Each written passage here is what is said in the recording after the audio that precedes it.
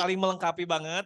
Timnya juga ada di Jakarta, ada di Bandung, ada di Papua, ada di mana-mana. Wow, luar biasa ya. Pulau di Indonesia ya. Benar banget.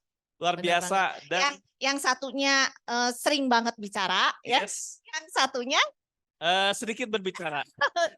Melengkapi, ya. Yes, benar ya. Melengkapi sekali. Dan kita pengen lihat tuh bagaimana profil mereka ya. Ada kan Sunday Punch ya? Ada Sunday Punch. Oke.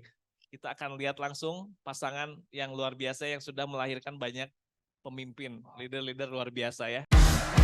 You are the reason for life, the air inside my lungs. You're taking hold of my heart, and there's no doubting that your love is unexplainable, phenomenal. And when your grace has done, there's nothing but a miracle. So tell me, how could I ever turn away from you when you've always been the way, the life, and the truth? You've given me a new, true reality, living for the one who set me free. You've given me a vision better than a dream.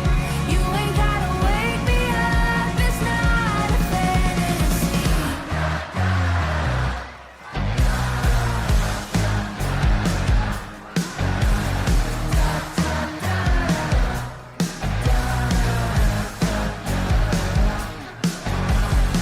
Not me a new, true reality, living for the one who set me free. You've given me a vision better than a dream. You ain't gotta wake me up at all. You turn my life right upside down. You set my feet on higher ground. Now I'll never be the same. It's not a fate.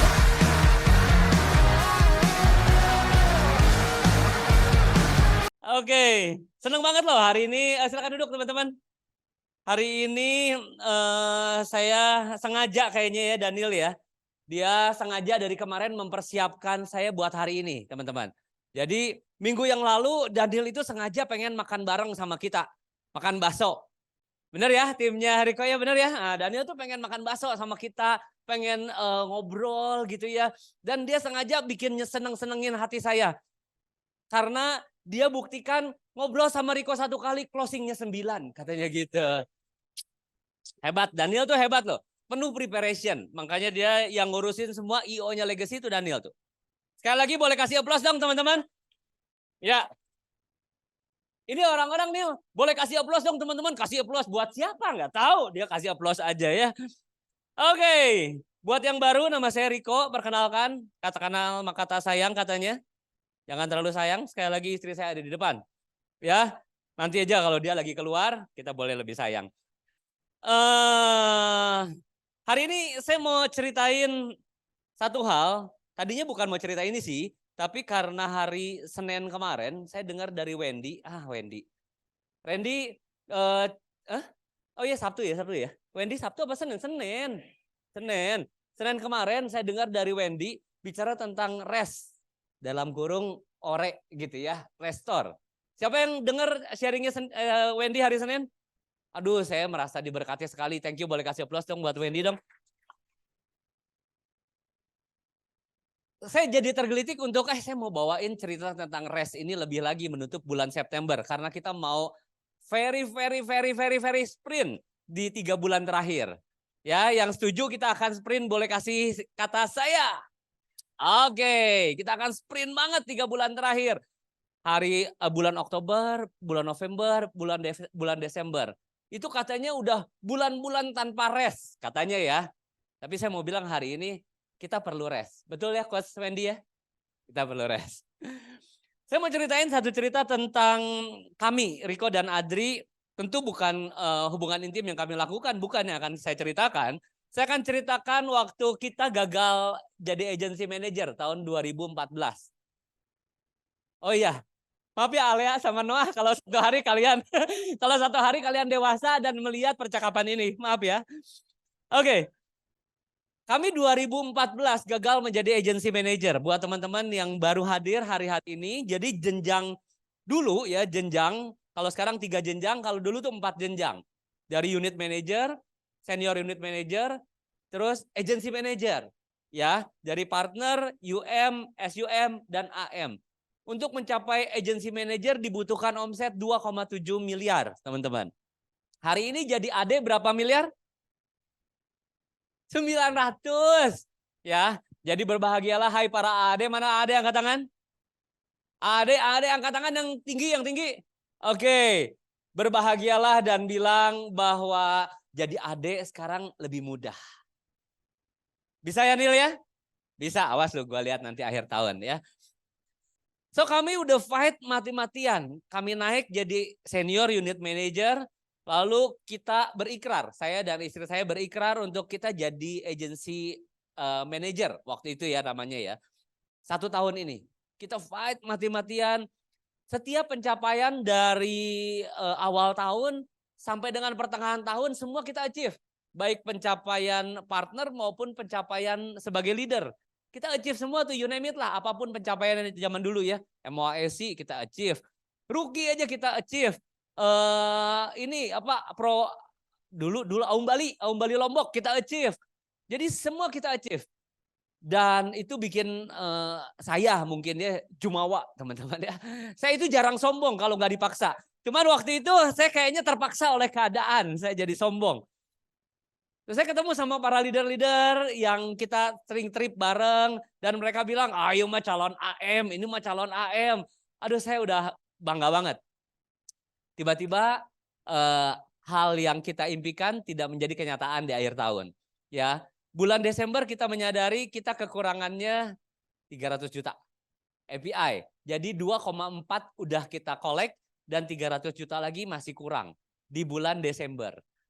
Bulan Oktober udah mulai terasa, bulan November anak-anak saya yang bergerak menuju ke SUM, menuju ke SUM, menuju ke UM, semua pada tiba-tiba macet. Gitu ya. Saya juga bingung, ini kenapa nih? Kok macet nih? Dan akhirnya singkat cerita ditutup di bulan Desember, kita fail. Ya. Dulu ada satu orang dari kantor lain datang ketemu kita di Sabuga, terus saya lagi fotoin teman-teman. Lagi fotoin zaman dulu yang naik agency manager tuh si itu tuh. Siapa? Si Philip. Philip naik agency manager. Saya lagi fotoin dan tiba-tiba leader besar teman saya bilang, "Selamat ya," katanya gitu ya. Saya bilang, saya sih nggak achieve. Jadi saya cuman fotoin. Terus dia bilang gini, "Oh kalau gitu saya mau ngobrol sama yang achieve." Gitu ya. Dan itu hurts teman-teman ya. Menyakitkan. Terus saya bilang, ya udah nggak apa-apa. Tapi yang saya mau ceritakan bukan hal itu, bukan hal kegagalan. Yang saya mau ceritakan adalah berapa banyak di antara teman-teman yang ketika udah merasa bekerja mati-matian, bekerja keras gitu ya, udah gitu merasa lelah. Berapa banyak? Oh saya begitu teman-teman. Ya, tahun itu 2014, 2013 itu terjadi, 2014-nya kami merasa kami lelah. 2014 kita merasa butuh istirahat. We need rest gitu ya. Kita nggak ngapa-ngapain, kita nggak ada achievement apa-apa di tahun 2014. Cuman Star Club Jepang sih waktu itu. Tapi karena lagi rest ya, jadi cuman achieve-nya Star Club aja. Enggak ya, maaf ya teman-teman. Kadang-kadang saya kalau sombong itu karena keterpaksaan aja, tuntutan dari teman-teman, mata-matanya pengen lihat sombong dong gitu. Oke, singkat cerita, we need rest waktu itu, pemahaman kami tentang rest. Tapi ini berulang. Ketika kami achieve agency manager di tahun 2015. Kita juga kerja keras tahun 2015, kami merasa oke, pundungnya sudah selesai. Oke, kita mau mulai lagi dari awal. 2015 kita achieve 2,7, 2,9 kita tutup. Dan kita bilang we need rest. 2016 kita juga nggak dapat apa-apa. So, yang saya mau ceritakan adalah bahwa sometime, ini clicker ya, bisa dipakai. Sometime, teman-teman, anggap ini nggak pernah berulang ya teman-teman ya. Sometime, orang merasa bahwa work itu versus rest. Jadi ketika kita lagi rest, kita itu unproductive. Ya, tapi kemarin saya belajar dari Wendy, saya bilang, wow, ini materi yang dewasa sekali. Wendy menceritakan bahwa rest itu produktif. Rest itu bagus. Rest itu bukan kontra daripada productivity. Kontra dari work.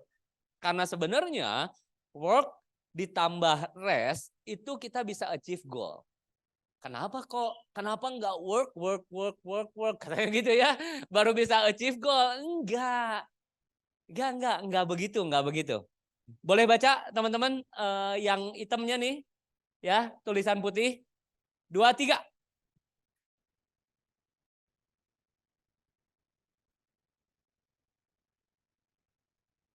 Iya benar. Kalau kita ngerasa we need rest, lalu kita meninggalkan produktivitas, ternyata rest itu menjadi faktor pengganjal produktivitas. Rest itu menjadi berlawanan posisinya dengan yang namanya produktivitas, dengan yang namanya work. Padahal nggak begitu. Dalam kepercayaannya saya, teman-teman, saya beragama Kristen dan saya baca dari buku Bible-nya saya, ya, bahwa ada proses penciptaan 6 hari, ya. Tuhan menciptakan, ya, saya kayaknya saya salah Tuhan ya. 6 hari proses penciptaan dan di hari ke-7 katanya Tuhan beristirahat. Oke, tapi saya pelajarin bahwa ketika beristirahat, dia tuh produktif. Dia melihat semuanya itu baik. Artinya dia nggak udah kerja terus dia meninggalkan pekerjaannya terus dia saya nggak mau mikirin itu lagi lah, saya capek lah. Enggak gitu. Tapi dia justru dalam restnya dia melihat proses-proses yang sudah terjadi dan dia melihat semuanya itu baik. Artinya rest itu dibutuhkan karena itu sampai dicontohkan. Ya, God Almighty yang menciptakan isi dunia, saya merasa bahwa dia itu sumber energi. Jadi dia sebetulnya nggak butuh rest untuk memulihkan energi, tapi dia mencontohkan rest supaya kita tahu bahwa rest itu penting. Nah hal ini kemarin dibahas sama Wendy, saya bilang iya ya rest itu penting. Ketika kita sedang rest, do not blame yourself.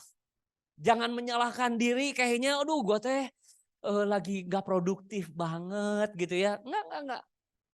But as long as lu tahu rest seperti apa yang produktif. Ada rest yang kontra productivity, tapi ada rest yang support productivity. Nah, rest seperti apa yang mensupport productivity? Rest in productivity. Rest in peace, bukan ya. Rest in productivity. Itu yang akan kita pelajarin selama mungkin 50 menit ke depan. Kalau lu bisa mengerti ini, mengaplikasikan ini, maka benar-benar kita bisa peace in our mind, peace in our life. Sampai sini oke teman-teman? Siap ya? 50 menit ke depan, perhatikan baik-baik dan kita akan belajar bareng-bareng. Oke. Tujuan rest adalah restore. Boleh bilang kiri kanan. Tujuan rest adalah restore. Tahu yang namanya restore teman-teman? Tempat di mana kita makan, minum gitu ya. Restoran itu mah. Itu jokesnya father-father banget sih. Ya. Restore adalah pemulihan. Ada orang yang terluka-luka gitu ya. Ada orang yang kelelahan. Dia membutuhkan pemulihan. Kemarin Wendy cerita bagus. Karena Wendy juga adalah instruktur di dunia fitness tentu ya. Kalau saya yang ngomong saya instruktur di dunia fitness teman-teman gak percaya. Tapi kalau Wendy perlu dibuka gitu ya. Nah Wendy ceritain bagus bahwa di dunia fitness ketika orang melatih ototnya, dia memaksa men-stretch ototnya, ya, ototnya itu pecah, ototnya itu rusak. Lalu ketika ototnya rusak, dia perlu rest untuk memulihkan ototnya. Restore. Betul ya coach ya? Wen takut gua salah, gua fitness gak pernah. Restore. Jadi kalau rest yang produktif seperti apa? Rest yang produktif adalah nih, ketika terjadi restorasi. Ada beberapa orang, termasuk saya, ya. Ketika saya liburan, saya bilang bahwa ini saya sedang rest. Liburan sama keluarga, saya sedang rest. Nanti pulang liburan, saya perlu liburan setelah liburan untuk rest. Ini sih gimana ya? Gimana konsepnya gitu? Dan sebenarnya itu pemahaman yang menurut saya perlu diluruskan. Rest bukanlah liburan. Rest itu punya tujuan. Rest itu tujuannya restorasi. Rest itu tujuannya pemulihan. Ada dua yang ada dalam hidupnya kita. Dua hal. Kita ini makhluk. Di dalam kita itu ada makhluk fisik. Ya, badan gini ya. Dan ada makhluk psikis, roh, jiwa di dalamnya. Benar ya teman-teman ya? Karena kalau nggak ada salah satunya, teman-teman pasti nggak ada di sini. Kalau nggak ada badannya, maka teman-teman gentayangan namanya. Kalau nggak ada rohnya, jangan-jangan ini adanya RSCK atau RSCM atau rumah sakit di kamar mayat. Ya. Jadi sebenarnya kita ini punya dua faktor di dalam badan nih, di dalam tubuhnya kita, dalam hidupnya kita. Yang lelah itu terjadi, yang namanya kelelahan itu terjadi ketika energi yang ada di dalam keluar. Energi out. Itu mengakibatkan kelelahan. Ada energi fisik yang dikeluarkan ketika kita beraktivitas. Aktivitasnya apapun. Olahraga itu adalah aktivitas. Ya, ketemu nasabah itu adalah aktivitas. Datang ke kantor, aktivitas. Ya, terus menemani istri, aktivitas. Menemani anak-anak, aktivitas. Aktivitasnya apapun. Dan aktivitas itulah yang disebut bekerja. Men-stretch our capacity. Ada 6 yang kita kerjakan, yang kita percaya di legacy. Yang pertama adalah spiritual. Teman saya Victor suka bercanda gini sama Wendy. Lu kalau nggak lagi bagus pencapaiannya, mungkin lu lagi di gereja kan, gitu ya Wendy. Nah Wendy sempat cerita, bahkan ke Bung Ben juga bilang begitu. Kalau lu lagi nggak bagus achievementnya, mungkin lu lagi di masjid. Oh teman-teman, ketika kita lagi nggak bagus pencapaiannya, justru pada saat itu kita lagi nggak bagus spiritualnya. Bukan kita lagi bagus spiritual terus pencapaian kita jadi jelek. Enggak. Kalau kita lagi bagus spiritualnya, kita tahu bahwa apa yang kita lakukan ini buat kemuliaan Sang Maha Pencipta, maka kita akan punya semangat lebih. Kenapa? Karena ada sisi rohani yang terjalin ketika kita melakukan ibadah. Setuju ya teman-teman ya? Baik teman-teman Muslim, teman-teman Kristiani, teman-teman Buddha, teman-teman Hindu. Saya percaya bahwa ketika kita terkoneksi dengan sang sumber energi, yaitu ketika kita melakukan ibadah pasti, ya itu akan terjadi restorasi. Akan terjadi pemulihan. Setuju sampai sini teman-teman? Tapi gimana caranya Riko? Kita akan bahas di belakang. Bagaimana untuk yang restorasi fisik? Ya cuma 3. Minum yang sehat, makan yang sehat, tidur yang cukup. Nah ini buat restorasi fisik. Makan sehat, minum sehat, tidur cukup. Udah cuma begitu. Nggak usah terlalu jelimet. Gimana ya caranya? Ya gue kelelahan. Kalau kelelahan lu fisik, ini adalah obatnya.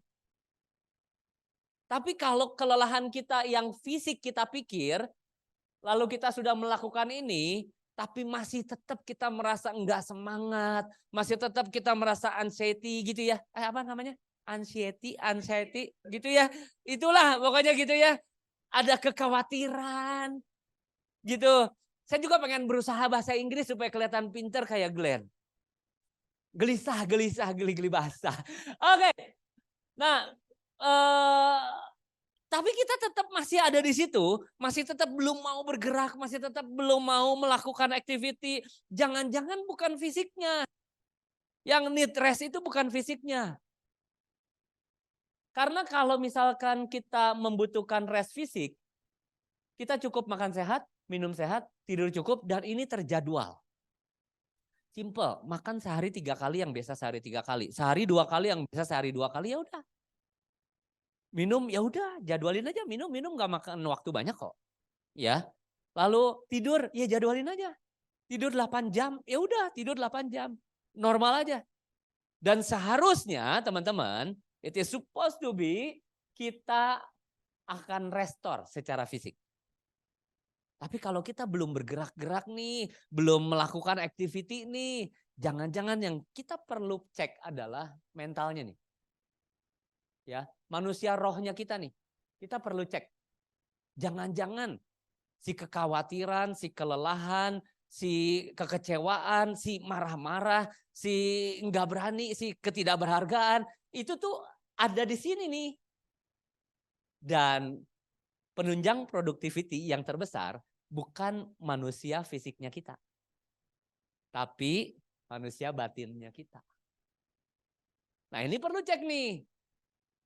Gimana caranya untuk restore? Connected to God. Seperti yang legacy punya punya value. Ya, mission statement, punya value. Value-nya legacy salah satunya adalah connected to God. Gimana cara connected to God, Riko? Cerita connected to God itu bicara tentang bagaimana kita menarik energi dari sumber energi. Gimana caranya kita melakukan hubungan, ibadah. Teman-teman punya handphone? Punya ya? Kalau handphonenya lowbat, habis baterainya nih, apakah handphonenya bisa berfungsi? Nggak bisa. Nah gimana caranya supaya handphonenya terisi, baterai dalam handphone terisi? Dicas lah, colokin lah, maka mengalirlah dari sumber listrik ke baterai kita sebagai penampung listrik. Oke? Nah biasanya itu yang kita lakukan. Kita mau ngecasnya, ibadahnya dijadwalkan. Saya mau ibadah setiap pagi. Saya mau ibadah setiap hari Minggu misalkan. Saya mau ibadah 5 waktu sehari. Dijadwalkan. Nah menurut saya loh ya, teman-teman boleh cross check sama mungkin Pak Ustadz, boleh cross check sama pendetanya teman-teman, boleh cross check. Tapi menurut saya ibadah itu adalah along the way. Sepanjang perjalanan, setiap helaan nafas itu adalah ibadah. Ketika nawatunya, niatnya diniatkan untuk Tuhan. Alhamdulillah. Bener Pak Ustadz ya? Takut salah saya. Gimana caranya yang namanya kita bisa along the way ibadah? Kita perlu menyadari dulu bahwa kalau ketemu orang, menjalin hubungan, berbuat baik sama dia, kita sedang bekerja, prinsip kerjanya perlu ngerti. Legacy udah menceritakan di LTC 0. Siapa yang pernah ikutan LTC 0? Baik sama saya, baik sama Victor. Teman-teman yang belum angkat tangan perlu ikutan LTC 0. Terus-terusan ikutan LTC 0. Berkali-kali ikutan LTC 0. Kita membahas tentang definisi demi definisi yang legacy jiwai, yang legacy anut. Definisi kita bekerja bukan untuk mencari uang. Definisi kita bekerja adalah mengkultivate, menggali potensi yang udah dititipkan oleh Yang Maha Kuasa dalam diri kita. Digali untuk apa? Untuk bisa menjadikan berkah bagi orang lain. Keberkatan buat orang lain. Nah itu bekerja tuh. Jadi ketika kita niatkan setiap hari kita, saya mau ketemu orang untuk saya membangun hidupnya dia. Para leader. Ketika kita mau ketemu partner untuk membangun hidup partner kita. Ketika kita ketemu calon nasabah untuk membantu mereka memiliki proteksi, untuk membantu mereka memahami pentingnya proteksi melindungi keluarga mereka, dan diniatkan untuk Tuhan, kita sedang ibadah. Bekerja adalah ibadah. Bukan begitu Pak Ustadz? Bekerja adalah ibadah. Ketika ibadah, kita terkoneksi dengan sang sumber energi. Ketika terkoneksi dengan sang sumber energi, kita lupakan yang namanya kelelahan, mental. Kelelahan spiritual. Karena apa? Karena itu sama dengan perangkat TV kita di rumah yang terkoneksi terus dengan sumber energi listrik dan dia nyala terus. Nyala terus, nyala terus, nyala terus. Nggak pernah ngerasa kehilangan baterai, kehabisan baterai.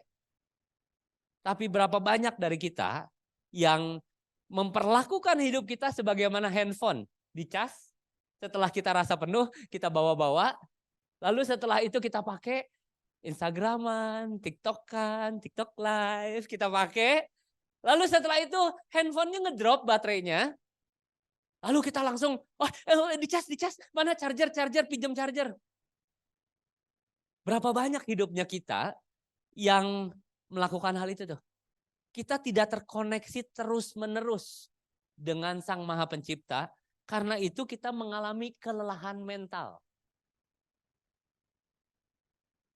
Ya, terus kita merasa dengan di Instagram lah, di TikTok, anak-anak yang zaman sekarang nih ya, sekarang gen apa sih? Gen Y, Gen Z, teman-teman Gen Z gitu ya.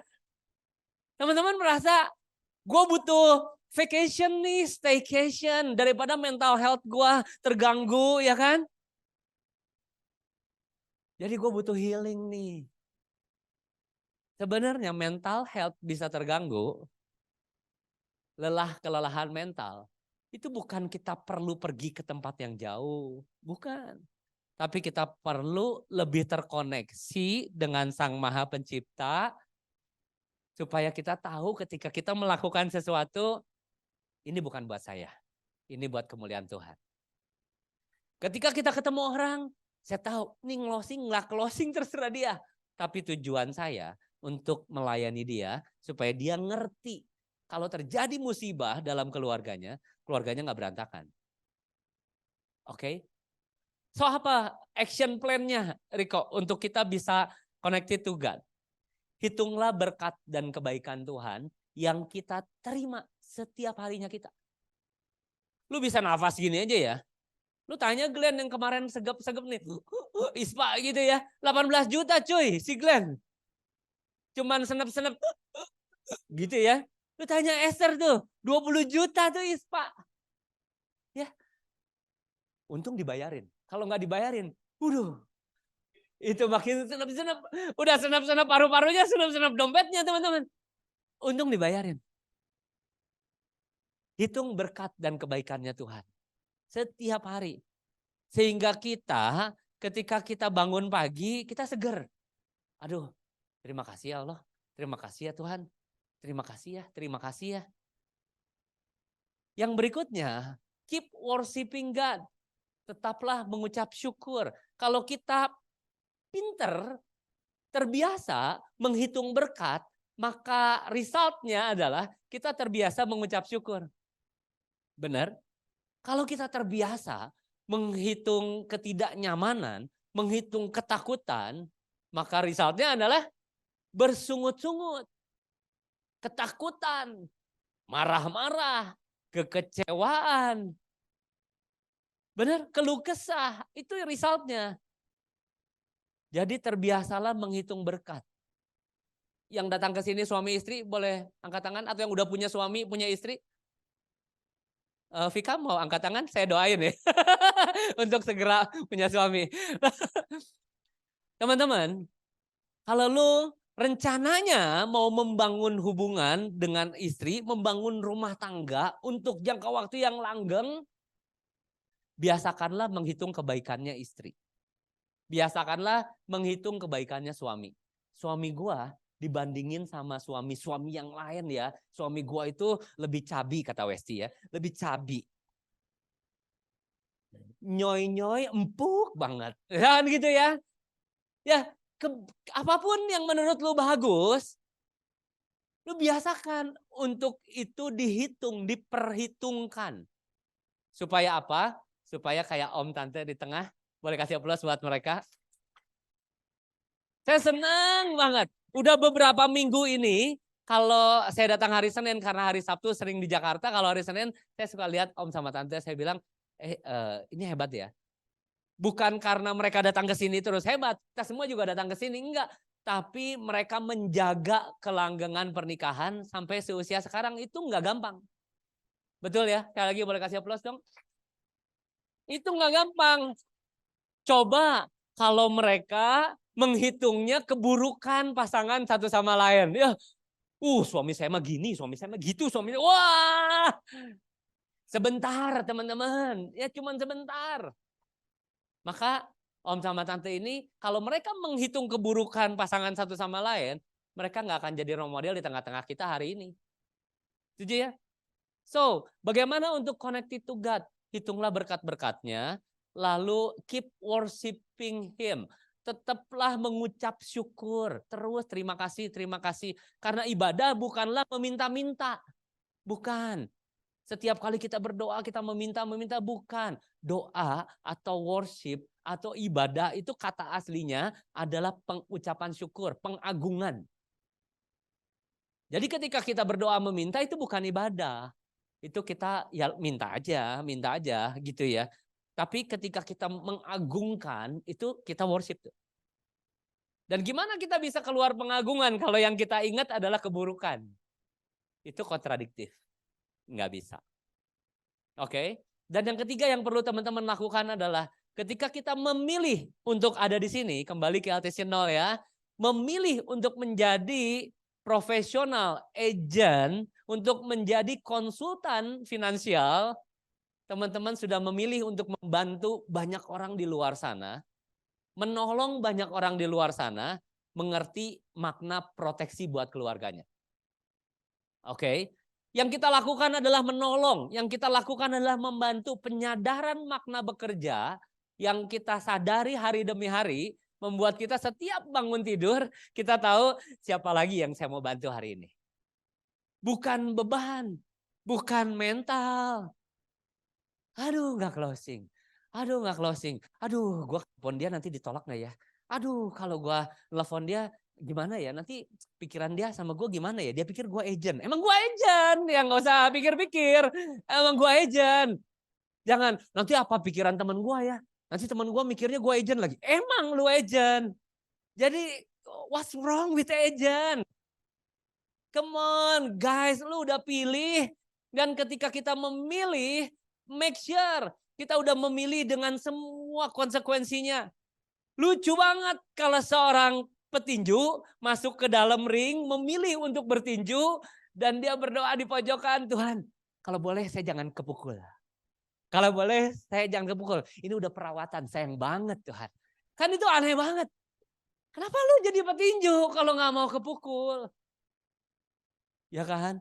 Mulailah dengan penyadaran. Menyadari apa sih baiknya profesi kita buat banyak orang. Oke? Keep counting the good. Bukan terus aja lu memilih untuk meng-count apa yang gak enak, gak nyaman, gak asik. Ya ngapain lu jadi agent? Ngapain punya profesi ini? Kalau kita terus-terusan memasukkan belief-belief, penyadaran-penyadaran tentang ini tuh gak asik, ini tuh gak nyaman, ini tuh penolakan itu hurt. Aduh ini, aduh itu. Ya ngapain jadi agent? Sampai sini bungkus teman-teman? Jadi kalau kita mau restorasi fisik, jelas jadwalin. Tapi kalau kita mau restorasi mental, lakukan setiap saat. Bilang kiri kanan, restorasi mental lakukan setiap saat. Gimana caranya Riko untuk menyelaraskan antara rest dan work untuk menjadi productivity? Gimana caranya Riko? Ini terlalu diubun-ubun nih, terlalu jauh di atas nih. Ini kayaknya omongan Dewa Willy doang nih yang begini nih. John C. Maxwell dalam bukunya Developing Leaders Within You, dia mengulas satu stigma, satu kalimat atau satu frase yang namanya priority proaktif. Untuk priority proaktif, perhatikan 3 R. R yang pertama adalah requirement. Ketika kita memilih bisnis insurance, kita pengen bermakna bagi orang, sebagaimana makna bekerja yang kita ketahui dan kita pahami dan kita terima ya. pengen bermakna bagi orang melalui kendaraan bisnis insurance. Oke, tapi gimana caranya? Ini sama seperti orang main game. Untuk kita bisa mengkolek senjata demi senjata demi senjata. Supaya nanti kalau ngelawan rajanya, gue punya senjata ini, gue punya senjata ini, gue punya senjata ini. Dan senjata ini bisa mengalahkan itu, senjata ini bisa mengalahkan itu. Jadi yang gue lakukan, gue mengkolek senjata demi senjatanya dulu. Supaya ngelawan rajanya jadi gampang. Di bukunya Art of War, ya, seorang panglima perang, penasehat perang di zaman kuno ya, Cina kuno, namanya Sun Tzu. Benar ya Will, ngomongnya Sun Tzu. Ya. Bukan susu, bukan susu. Sun Tzu, gitu ya. Dia, ya, yang jelas ngomong Sun Tzu, gitu. Oke. Kalau Shinzui jadi putih ya, bukan. Kalau Shinzui itu jadi putih, ini Sun Tzu. Oke, dia ini orang biar pada bercanda semua nih. Saya jadi nggak serius. Nah, si Sun Tzu ini bilang, untuk kita memenangkan satu perang, jangan pernah masuk ke dalam battle yang kita tidak yakin kita dapat memenangkannya. Sama, kalau kita masuk ke dalam battle-nya di dunia insurance, lu nggak perlu masuk ke dalam bisnis insurance kalau lu nggak punya keyakinan bisa memenangkan di dalam bisnis insurance. Tapi gimana? Untuk kita bisa memenangkan satu peperangan, ya di bisnis insurance, requirement-nya adalah 4 hal ini. Install, buat teman-teman yang di online, sekarang bisa Zooman, itu karena di perangkatnya diinstal Zoom. Saya yakin, sebelum teman-teman bisa Zooman, teman-teman pasti sudah menginstal di dalam perangkatnya, mau apakah handphone, tablet kah, atau laptop gitu ya, atau PC, itu pasti sudah menginstal satu aplikasi yang namanya Zoom. Betul kan? Pasti kalau enggak akan macet dalam melaksanakan actionnya. Nggak bisa dengerin si Riko di Bandung, dia ada di Jakarta tanpa menginstal aplikasi ini. Nggak bisa. Sama dengan kita, kalau kita tahu kita ada fighting di depan sana yang membutuhkan perangkat-perangkat lunaknya, ya install dulu aplikasi perangkat lunaknya. Apa aja? Yang pertama adalah people skill. Bilang sama-sama, people skill. Tadi Glenn bicara bagus banget di sini. Ya, kita itu bisnisnya ketemu orang, punya hubungan dengan orang. Betul? Nah, gimana kita bisa menikmati dan menang dalam satu hubungan kalau kita nggak punya people skill? Saya ada di situ. Dulu saya punya problem dengan people skill yang sampai sekarang masih terus berusaha untuk ditingkatkan. People skill-nya Riko dulu ya, pengennya dihargai, pengennya diterima, dan pengen kelihatan lebih hebat dari orang lain. Kan gue bilang, sampai sekarang masih kelihatan. People skill-nya Riko itu problem. Karena teman-teman tahu, semua orang menurut Les Giblin dalam bukunya Skill with People, semua orang pengen dihargai, diterima, dan berperan. Betul? Kalau saya dan Mike lagi ada nih ngobrol berdua, Mike pengen dihargai, diterima, dan berperan. Saya pengen dihargai, diterima, dan berperan. Lalu saya berpikir, kamu harus hargai gua dulu, baru gua hargai lu. Mike berpikir, nggak bisa begitu. Lu dulu hargai gua, baru gua hargai lu. Kita nggak nyambung. Nggak ada jembatan yang terkoneksi antara saya dengan Mike. Maka apa yang perlu lakukan? Kita perlu melakukan menghargai, menerima, dan membuat dia berperan. Membuat dia merasa antara saya dan kamu lebih keren. Membuat dia merasa istri saya aja nggak dengerin gua seperti lo dengerin gua. Istri saya aja kalau gua lagi ngomong, dia selalu bilang, enggak, yang ini enggak. Yang ini ketika saya lagi ngomong dia langsung, atau dia cuman berbisik di telinga saya lirih sekali. Banyak bacot lu.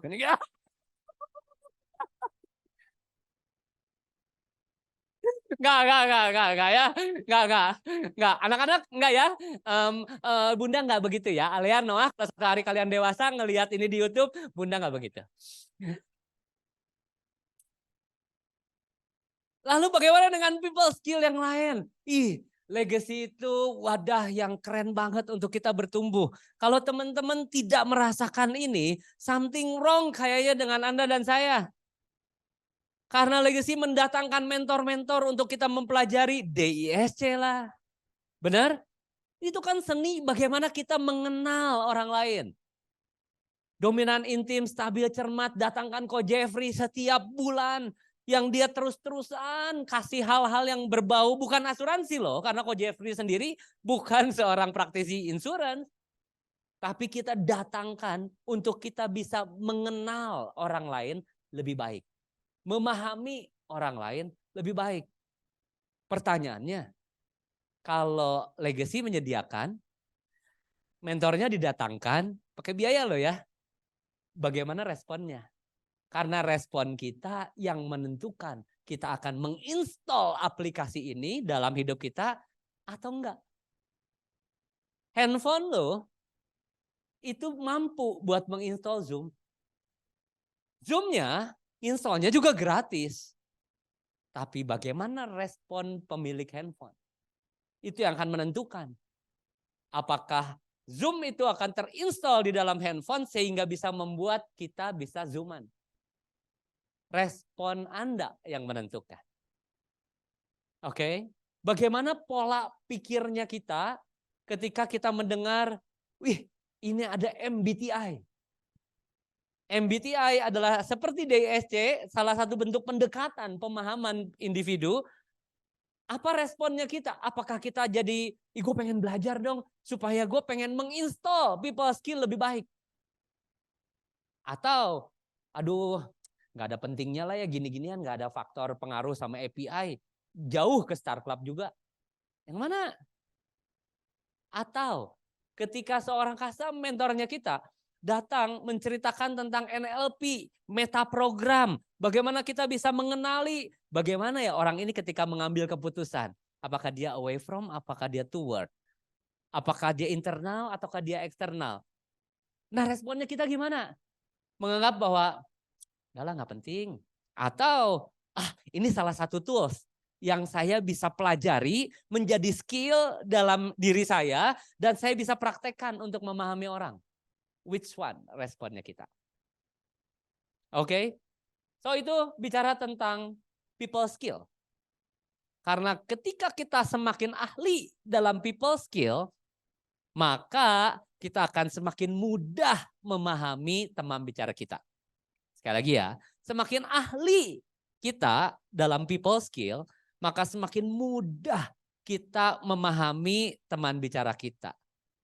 Resultnya apa? Resultnya mereka akan merasa nyaman dengan kita. Sesimpel itu. Kalau teman-teman yang tadi datang di sesi 1, yang di atas nih ya, Om Willy menceritakan tentang closing without selling. Nah, itu nggak terjadi kalau kita nggak punya people skill yang bagus. Oke, kalau kita merasa kelelahan dengan mengejar-ngejar closingan, jangan-jangan yang perlu kita cek aplikasi people skill. Oke, yang berikutnya, apa yang perlu kita cek? Communication skill. Apa teman-teman? Saya pun punya problem di area ini.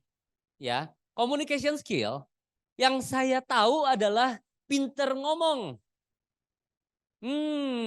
Ini problem banget nih. Dari dulu saya diajarin kalau saya menjadi pinter ngomong, saya akan didengar orang dan saya akan menjadi pemimpin di divisi. Ya, semenjak saya bekerja dulu tuh. Setiap organisasi yang saya masuki, kita harus pinter ngomong supaya apa? Supaya orang lihat kita, maka kita bisa menduduki jabatan. Pinter ngomong. Saya baru ngerti bahwa komunikasi bukanlah pinter ngomong. Karena sebelum ngomong, kita perlu pinter tanya. Buat apa? Buat dilanjutkan dengan pinter dengar. Karena setelah kita mampu bertanya pertanyaan yang baik, dan kita mampu mendengarkan. Ingat ya, bukan mendengar, tapi mendengarkan. Karena seringkali Orang di depan saya ngomong, pikiran saya mah lagi kemana-mana. Pikiran saya lagi mikirnya gimana caranya masuknya ya untuk ceritain asuransi sama dia ya. Gimana ya caranya ya supaya dia mau, gimana ya caranya ya. Saya tidak mendengarkan. Sehingga resultnya adalah saya tidak memahami. Kalau orang bertanya pertanyaan yang tepat, orang mendengarkan dengan baik, maka dia mampu menganalisa. Ini orang membutuhkan apa? Kalau saya memang mau bantu dia, kenapa saya sibuk dengan agenda saya? Kalau saya memang mau bantu dia, tujuannya semula ibadah seperti untuk Tuhan, kenapa saya sibuk dengan closingan API-nya saya? Kenapa saya nggak sibuk dengan bertanya, mendengarkan, supaya saya memahami apa yang bisa saya bantu dalam hidupnya dia. Begitu saya mengerti, barulah faktor yang ketiga, yaitu menyampaikan, bicara. Begitu kita memahami, kita mengerti, barulah faktor yang ketiga, yaitu menyampaikan. Berproses. Sampai hari ini, saya masih pinter nyela, pinter ngekat. Kalau ada orang ngomong, saya kayaknya udah tahu lu mau arah kemana, langsung gue bilang, oke, gue paham. Oke, gue paham. Ketika istri saya baru mau ngomong, saya akan bilang, udah yang kalau itu udah tahu. Pinter ngekat. Berapa banyak orang yang pinter ngekat. Dan sayangnya, pinter ngekat itu merusak komunikasi. Sekali lagi ya, kalau lu jago dalam ngekat, nggak usah berbangga. Karena ngekat dan berdebat, itu adalah faktor perusak komunikasi. Bukan penjalin komunikasi.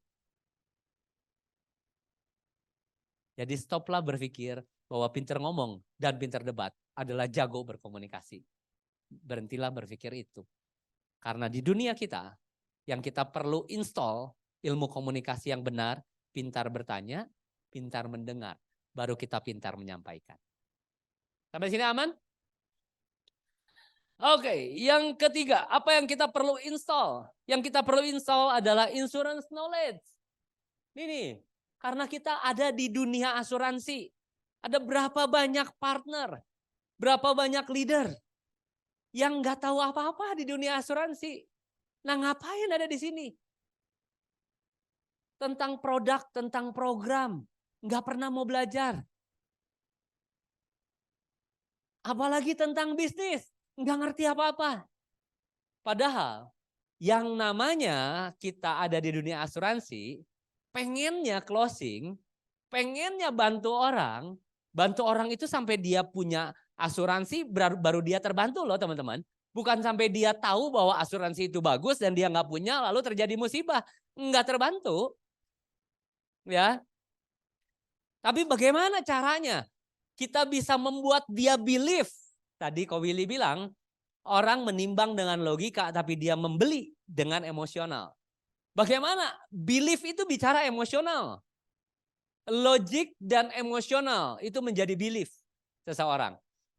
Nah, gimana caranya kita mentransfer belief tentang program insurance yang bagus-bagus di Prudential? Bagaimana caranya kita mentransfer belief tentang hebatnya bisnis asuransi bersama-sama Legacy? Karena kita hanya bisa memberi apa yang kita punya. Nah, kalau kita nggak punya, gimana kita mau kasih orang? Oke? Kalau kita belum punya, ya carilah. Maka hanya orang yang mencari, dia akan mendapat. Ya carilah. Traininglah. Yang lucu ini ya lucu. Untungnya teman-teman datang. Kalau yang nggak datang, saya akan bilang ini nggak lucu. Lucu banget. Ada orang-orang yang nggak tahu apa-apa, lalu kelasnya dibuka secara gratis, dan nggak mau datang. Menurut saya itu lucu banget.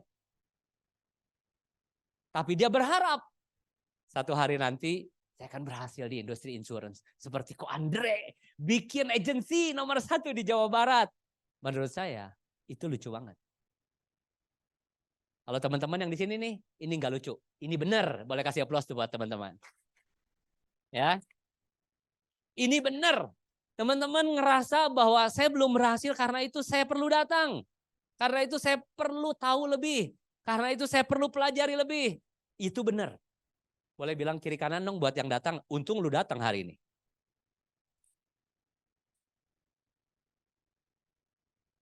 Pelajari semua programnya. Dan ketika kita tahu obat-obatannya, ini sama kayak dokter yang udah periksa pasien, ditanya dan dengar tadi tuh, ya, periksa pasien itu sama kayak dokter periksa pasien. Dia udah tahu konklusinya adalah, oh ini sakitnya sakit mah nih. Tapi gawatnya kalau dokter itu nggak tahu obat buat menyembuhkan sakit mah. Dia cuma bisa bilang sama pasiennya, kamu sih sakitnya sakit mah, saya yakin kamu sakit mah. Iya tapi obatnya apa dok? Nggak tahu saya juga. Itu gimana dokter begitu bisa dipercaya sama orang banyak. Dan sama kayak beberapa agen asuransi di luar sana. Ya, yang dia nggak tahu obatnya apa buat nasabahnya. Nasabahnya lagi ada kekhawatiran untuk bisa melangsungkan pembayaran premi ini, bingung gimana ya, keadaan lagi nggak bagus, nggak menentu. Kita datang dengan program Pro Anugerah. Dia panggil kita aja untuk stop premi, kita datang dengan program, tapi kamu harus dengar dulu, ini satu program bagus banget deh. Ini program ini ya, bisa dipakai buat ini, bisa dipakai buat itu. Itu kita nggak ngerti obat yang tepat buat penyakit dia. Kalau kita ngerti, maka kita akan bilang, saya tuh pernah di situ. Saya pernah lagi bangkrut, nggak punya uang sama sekali dan mau tutup polis. Lalu ceritakanlah personal story kita. Lalu masuklah ke acara, nanti ada bisnis talk, kamu boleh lihat. Siapa tahu ini membantu untuk apa yang kamu lagi gombolin hari ini. Saya nggak pernah tahu. Jangan-jangan saya datang ke sini itu karena doa kamu. Saya nggak pernah tahu. Tapi ketika kita ketemu dan saya dengar kamu membutuhkan kendaraan bisnis yang bagus, saya bilang mungkin ini jawaban doa kamu. Ya datanglah bersama solusi. Setuju teman-teman? Jangan datang dengan beban yang baru. Karena itu bukan solusi buat dia. Itu solusi buat kita. Karena kita kurang tim, kurang NAA, kurang API. Itu solusi buat kita. Tapi pertanyaannya, kita datang ke situ, mau ngapain? Mau bantu dia atau mau paksa dia bantu kita? Yang mana nih? Dan yang keempat, service of excellence. Service of excellence selalu bermula dari hati yang melayani. Sekali lagi, service of excellence nggak bisa munculnya dari pikiran, dari teori, apa untungnya buat saya. Nggak akan. Kita tidak akan pernah extra mile ketika kita hanya berpikir, ya komisi cuma segitu aja banyak protes. Ya, lu perlu cerah cuma 1 juta, berapa komisinya buat gua? Sekarang lu banyak nanya ini, nanya itu, pengen ini, pengen itu, manggil gua ke rumah lu, ya. Ilah. Service of excellence nggak pernah lahir dari pertimbangan untung rugi. Service of excellence selalu lahir dari hati yang melayani. Oke teman-teman? So service of excellence akan membuat kita menganggap pertemuan, setiap pertemuan adalah kesempatan melayani. Service of excellence akan membuat kita bergairah ketika kita hari ini ketemu orang baru. Karena itu adalah kesempatan buat saya menolong hidupnya dia. Enggak tahu menolongnya di mana. Apakah menolongnya di program, apakah menolongnya di bisnis, apakah menolongnya sebagai sahabat yang mendengarkan, yang memahami dia, sehingga akhirnya dia menemukan way out untuk jalan keluar permasalahan keluarganya dia. We never know. Tapi service of excellence itu selalu muncul dari hati yang melayani. Bilang kiri kanan. Bukannya kita ada di dunia ini untuk melayani.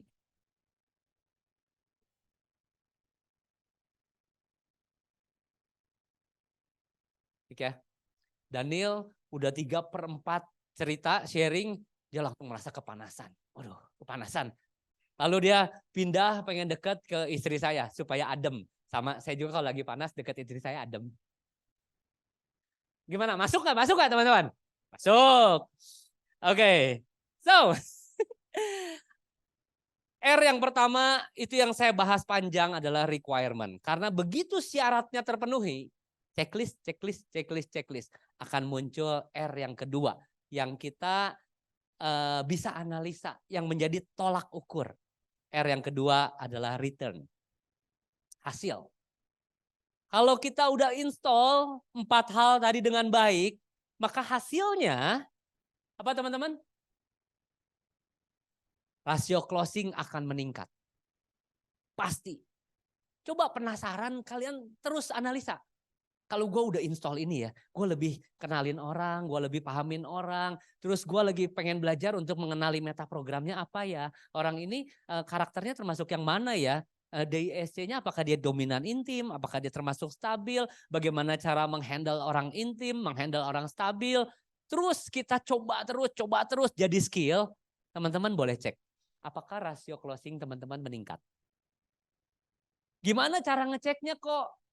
Cara ngeceknya, pasti ketika lu coba sama orang, lu tulisin di dalam buku lu, nanti setiap minggu kita buka bukunya kita, minggu ini ketemu 20 orang berapa rasio closingnya? Minggu depan ketemunya sama 20 orang berapa rasio closingnya? Minggu depannya ketemunya sama 20 orang berapa rasio closingnya? Maka percayalah bahwa pekerjaan kita ketemu orang itu menjadi game yang fun untuk kita tahu berapa sih rasio closing saya. Kita udah gak mikir-mikir ditolak atau enggak, gak mikir-mikir. Kita udah gak mikir-mikir nanti gue ganggu dia atau enggak. Kita cuman pengen cek berapa sih rasio closing saya. Ketemu orang 20, ketemu orang 20. Bisa gak kalau ketemu orang 20, minggu depannya ketemu orang 2, terus kita menganalisa berapa rasio closingnya kita. Gak bisa. Ya, untuk kita menganalisa, itu pembaginya harus sama. Kita ketemu orang 20, ya minggu depan 20 lah untuk kita tahu rasio closingnya meningkat atau enggak. Minggu depannya ketemu 20 lah untuk kita tahu rasio closing gue meningkat atau enggak nih. Ya, supaya fun. Enggak cuma mikirin API belum naik nih, aduh Extra Cloud masih jauh nih, aduh nanti mau AD masih jauh nih, berapa lagi ya, ketemu siapa lagi ya, bingung ya. Enggak perlu. Dan R yang ketiga, reward. Teman-teman, reward ini mendatangkan pengharapan. Beberapa waktu saya lihat ada orang yang olahraga, lari gitu ya. Suaminya dari Esther, itu lari keliling Kota Baru hanya untuk mendapatkan stamina yang bagus, returnnya ya, stamina yang bagus, dan rewardnya adalah dia pengen mencapai garis finish di 5K apa 10K? 10K ya, run KBP 10K. Reward itu yang membuat dia nggak berhenti ketika melakukan aktivitinya. Reward itu yang ada di dalam bayangannya dia, ini mah pasti datang. Kalau gue lakukan aktivitinya lari, maka returnnya adalah stamina yang meningkat dan reward itu pasti datang. Reward yang kita harapkan itu pasti datang, nggak usah dipikirin. Dia pasti datang. Kita mengharapkan apa? Uang. Di bisnis ini teman-teman boleh lihat. Ada banyak orang yang ternyata dari sisi finansial berubah jauh. Berarti menandakan kendaraan bisnis ini mampu membuat finansial seseorang bertumbuh. Betul? Itu proven. Waktu. Ya balikin dong. Gimana ini teh? Nah, gitu ya. Nah, waktu. Di bisnis ini ada banyak orang yang bilang dulu kayak Westi ini ya. Westi bilang saya nggak punya waktu. Bahkan untuk liburan couple nih duaan ke Bangkok aja dia perlu rela menghanguskan tiket Bangkoknya karena perusahaan tiba-tiba nggak mengizinkan dia untuk cuti padahal dia udah ngajuin cuti dari jauh-jauh. Nggak punya waktu. Tapi terbukti hari ini dia bisa jalan-jalan keliling KBP di hari jam kerja gitu ya. Yang buat orang lain jam kerja. Dia bisa berdua ke Bali nongkrong-nongkrong gitu ya. Kata gue ini asik banget. Dia bisa bangun tim ke Jakarta berdua. Asik banget. Dia punya waktu. Dan itu proven. Bisnis ini bisa membawa kita punya waktu. Kita bisa mengelola prioritas kita sendiri. Yang berikutnya, contentment, kepuasan diri. Ketika kita melihat, satu hari ya teman-teman partner. Ketika Anda melihat partner-partner yang dititipkan Tuhan dalam hidup Anda, dia punya hidup yang berubah. Suami istri rukun, income bagus, jadi punya kapasitas leadership yang kuat, bisa mengembangkan orang lain lagi. Itu kepuasan. Itu kepuasan. Gue percaya kok Andre, secara duit kalau ditransfer sama Prudential ya udahlah ya itu udah cukup.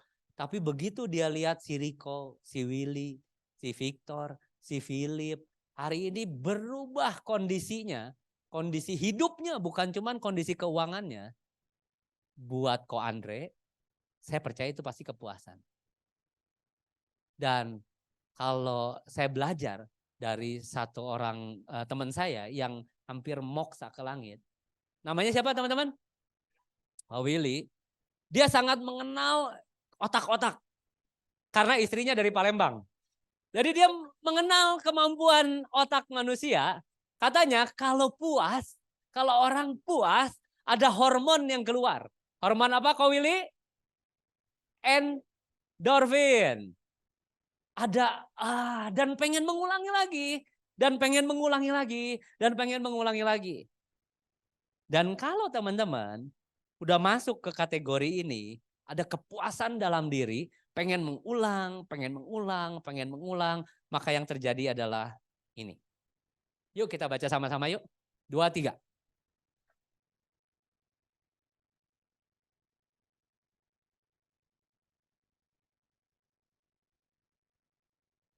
Kalau kita mau sampai ke rest in productivity.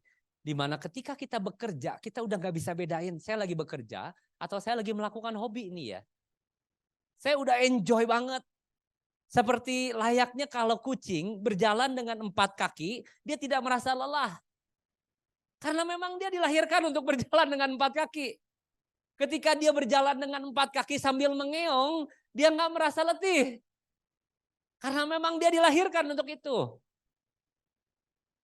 Itu sama dengan Anda dan saya. Ada di industri asuransi, kita ketemu orang dan kita merasa happy, feel happy. Kita merasa seneng banget. Seakan-akan kita bilang sama Tuhan, Tuhan, saya memang dilahirkan ke dalam dunia ini buat bantu orang-orang ini. Kita akan berjalan tanpa merasa letih, kita akan berlari tanpa merasa lesu. Itulah yang disebut rest in productivity. Produktiviti kita akan terus meningkat, bahkan terus meningkat karena kitanya happy. Karena kitanya senang. Happy dulu atau sukses dulu teman-teman? Itu selalu diawali dengan happy dulu. Happy dulu atau Salma dulu? Pasti happy dulu. Ya karena namanya Happy Salma. Yang tua-tua sih pada tahu nih, yang tua-tua kayak Fanny ini tua, Ko Budi tua, ya dia tahu. Tapi yang saya mau bilang, yuk para partner, kalau kita belum merasa untuk happy, gue seperti masih merasa bekerja. Tenang aja, berproseslah. Kami pun punya proses yang sama ketika memulai jadi partner. Ya, berproseslah. Sampai satu hari orang melihat kehidupan Anda nih para partner hari ini. Boleh angkat tangan para partner? Orang sekeliling Anda melihat kehidupan Anda dan melihat enaknya jadi lu mah ya. Enaknya jadi lu mah ya. Dan kalian akan bilang, emang enak.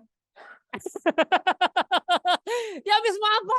Ya orang lain bingung kalau udah hari Minggu mau hari Senin. Marah-marah. Kita emang enak.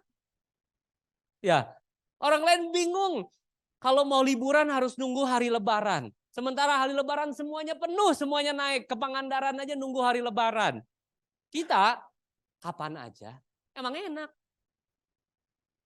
Oke, bekerjalah, lakukanlah, install lah. Yang tadi itu ya 4 hal tadi dalam diri kita. Sampai kita merasa ketika kita bekerja, itu sama dengan ketika kita melakukan hobi.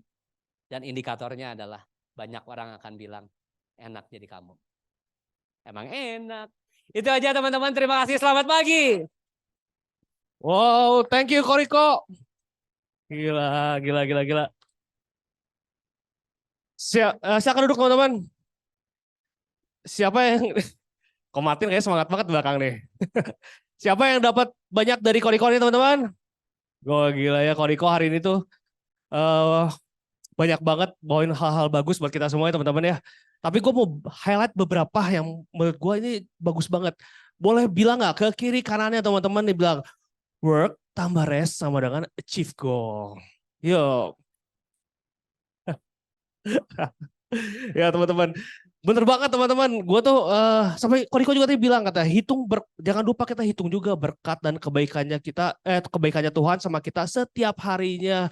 Setuju banget teman-teman karena ini gue mau cerita sedikit, gue flashback dikit ya. Dulu gue join WST 2016 teman-teman. Nah gak langsung closing teman-teman gue closing itu 6 bulan setelah gue join di Prudential teman-teman. Berarti sekitar bulan apa kita tuh Maret, April, Mei, Juni ya. Gue tuh langsung closing 3 case teman-teman WST itu. Datang ke Legacy, gue pikir Riko, Ma Adri nih leader gue nih bakal nyelamatin gue karena dia tahu gue closing 3 case minggu ini. Katanya. Revin WST 3 case, gue berdiri sama WST. Koriko nyamperin gue, tahu nggak apa yang dia bilang ke gue? Congrats, 1 kali cuman beruntung doang. Gila. 3 itu tuh udah proses yang besar buat gue sama WST karena gue itu partner baru. Tapi itulah hebatannya Adri sama Riko. Dia tahu gimana caranya ngeluarin terbaiknya gue sama WST. Dengan dia ngomong gitu, gue jalanin prosesnya. Capek nggak? Capek ya teman-teman. Tadi Koriko bilang ada waktunya kita untuk rest agar kita bisa produktif ya teman-teman. Bener banget. Gue ada satu video teman-teman yang gue mau nunjukin ke teman-teman. Gimana sih rasanya ketika gue tuh udah capek bekerja buat ngejar goal yang gue mau. Tapi gue bisa achieve itu goal gue. Rasanya gimana sih? Dan ternyata gue tahu, oh ini loh yang gue pikir namanya rest. Ketika gue bisa produktif lagi nanti. Ada satu video sih yang boleh ditampilin nggak? Ini waktu gue pergi ke Berlin bareng-bareng sama Riko sama Adri. Boleh Stel? Ngapain kok? Kerjanya dulu baru makan. Nah dia bilang kerja dulu baru Ngapain makan. kok?